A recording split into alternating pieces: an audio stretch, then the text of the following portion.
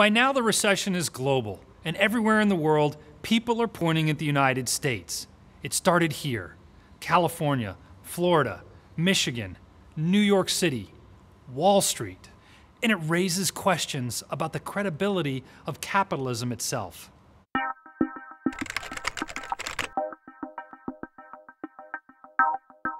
Capitalism is incredibly complex, and complex systems sometimes go wrong in complex ways. I would say the consensus of the economics profession was that we were in something called the Great Moderation, which meant that basically something like this could not happen, or certainly had not happened since World War II and was unlikely to happen. A lot of magazines cover saying capitalism's done. We're in post-capitalism. I'm very surprised at the alacrity with which people moved to that position. Capitalism has always had booms and busts. The trick has been to sort of make sure that the busts don't fall through the floor. This one has been too close for comfort. So at that point, what you sort of say is it behooves us to sort of put in a little bit of buttressing, put in a little bit of safety nets, put a little bit of regulation to make sure that it doesn't get so bad again. It's still capitalism.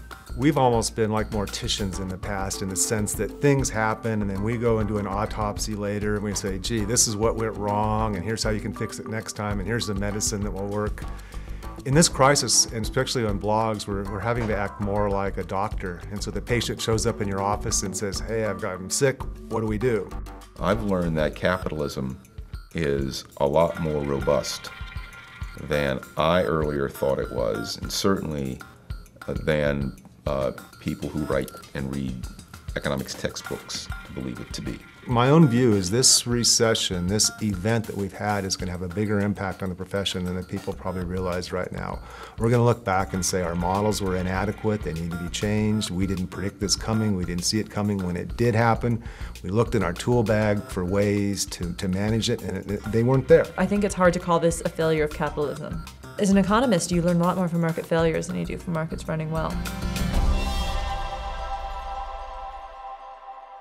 Perhaps what this recession teaches us is not that capitalism failed, rather that capitalism is constantly evolving. The natural question to ask is, what policies will renew entrepreneurial activity and economic growth?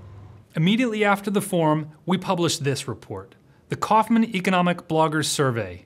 One of the questions asked, what should President Obama's top economic priority be? By far the top priority is considered to be fix banks. Promoting entrepreneurship came in second. When we asked for positive as well as negative assessments of different policies, the results were even more interesting. 40% of our experts think that a financial rescue along the lines of TARP is vital to prevent a depression. But this policy also had the strongest opposition, with 20% warning of the damage such an approach will cause. The fiscal stimulus of $787 billion was only slightly less controversial. The policy with the second highest positives is removing barriers to entrepreneurship, which was also the single policy that had no negative opinion against it. Research over the last quarter century shows that long-term growth comes from technological innovation, not factor inputs, not big business, and certainly not stability. New dynamic data shows that all net job creation comes from firms that are younger than 5 years old.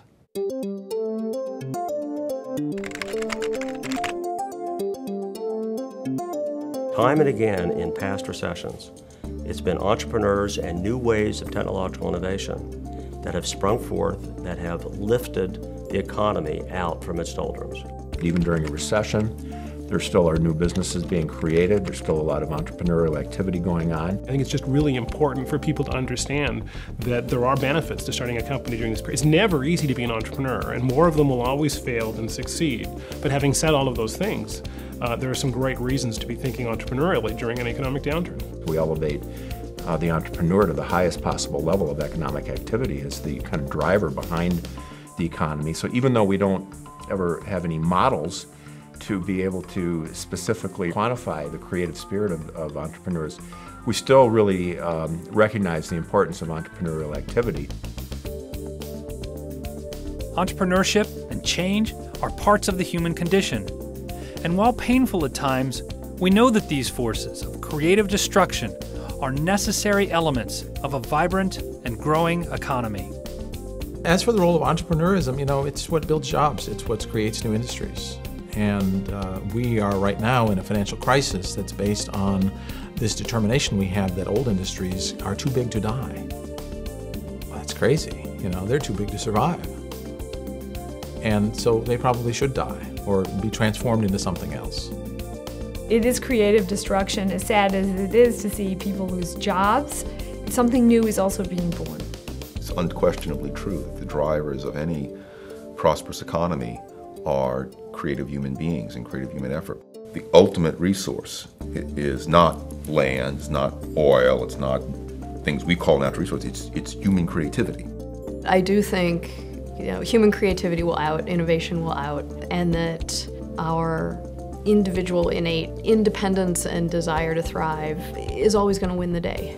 The little kernel that's right inside entrepreneurism is, I have a new idea, and I'm going to do things in a new way, and people are going to benefit from it, and I will then be rewarded. I think we'll still be a society of entrepreneurship. The power of entrepreneurship will remain strong. There'll be a lot of innovations with web technology, healthcare, many other areas. We're not counting on these things that come from nowhere, which is the way our culture advances. And every one of those things that comes from nowhere comes from an entrepreneur. I think entrepreneurs are the key to recovering from the mess we're in. Not the stimulus, not the banking plan. We may need some combination of whatever, but what will actually bring recovery is entrepreneurs finding the new things to produce, the new things people want to buy. And this point is very poorly understood by the American public. If there's one point I could get through about the mess we're in, is that even if you think the government needs to do something proactive, that is a holding action. Recovery is about entrepreneurship.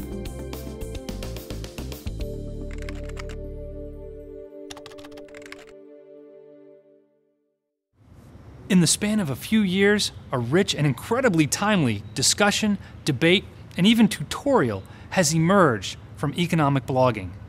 And these lessons have come from some of the brightest minds in the field. Well, a good blog is I think, like good art. Some readers like short, snappy things and just want a reference to something that they haven't seen before. And they're really looking for a literary guide, if you will. Other readers like more in-depth analysis. So it's this active exercise every day of saying, I need to engage with people who are doing this stuff, and some of them are crazy, and some of them have wild ideas, and a lot of them are loons. But some subset of these people are going to be the people doing the most interesting entrepreneurial projects, and we got to bring them inside the tent. I never ever expected to have more than 100 people a day, and so part of it that comes back is just the excitement every day that it's working. And it's just fun, and I like economics, I like talking about it, I like teaching people about it. You do look for economics in everything, and you tend to find it. Blogs will last forever. I don't think it's a phase. I think the notion of combining information with a personality will persist. Newspapers used to be the Wild West too, and people wrote what they liked, and that was part of the excitement of the novelty. They weren't part of the establishment. The blogging is the new establishment, and it will start to act like an establishment pretty soon. A lot of products are created in the real world, and they make people want things they didn't even know they wanted. But that's one of our classic definitions of an entrepreneur here at Kauffman.